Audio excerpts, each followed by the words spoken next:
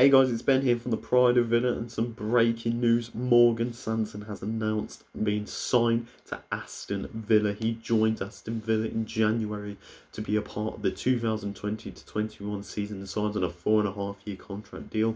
Apologies for the setup here. I was actually going to film this video in a bit more depth, but I've been a bit busy and it's really come out of the blue really quickly. This transfer has happened. But what a really good signing from Aston Villa. Now, obviously, when Hourihane was departing from Villa, to me, one of the areas that we needed to focus on in was bringing in someone that not only was going to replace him in terms of quality, but also have that idea of squad depth. And obviously, Morgan Sanson, we've been linked with him for over the past year. So it's really exciting to see that last week we were linked with the player. There was some really strong connections going on, that we'd already submitted a fee for him, and obviously that had already been rejected, and now I sit here a week later and I can say that Morgan Sanson has now signed for Aston Villa, and it's a really good signing for me. It's as I said, it's someone that offers us a bit more quality on the bench, something that I think nearly every Villa fan can agree with, in saying that this is an area that needed a lot of a lot more depth into it, a lot more quality. And when you're taking out Hourihane, you needed to be replacing it with someone that was going to be coming in, someone who was going to improve on what Hourihane and Lansbury was offering, and try and break into that first team with the likes of McGinn, Barkley, and Douglas Luiz.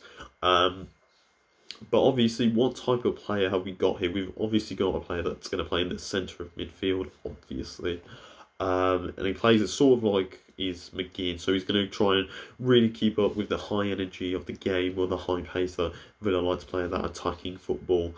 Someone who's going to want to really close down on his opponents and try and capitalise on mistakes, and ultimately push that team forward, drive them forward with that massive lot of energy that he brings, and in addition go on and score some goals, which he's very comfortable at doing.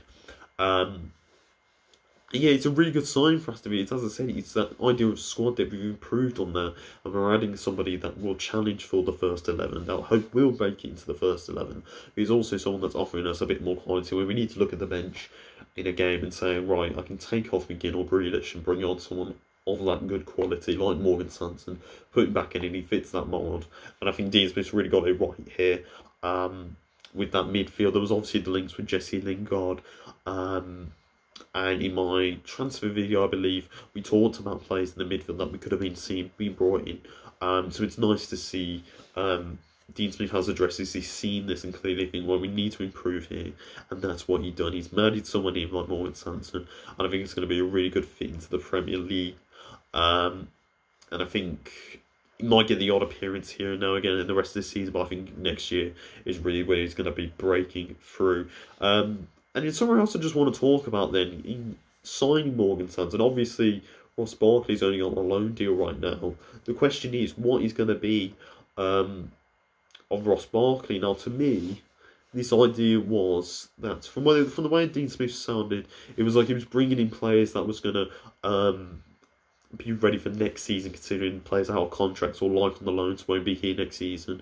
And that's kind of got me thinking, will Ross Barkley be here next season? Is Dean Smith going to spend that 40 or 30 million for Ross Barkley and bring him in?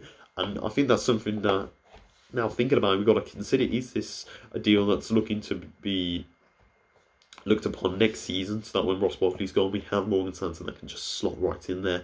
Or is Dean Smith still going to buy Ross Barkley, but he's also looking at additionally improving that squad depth as well?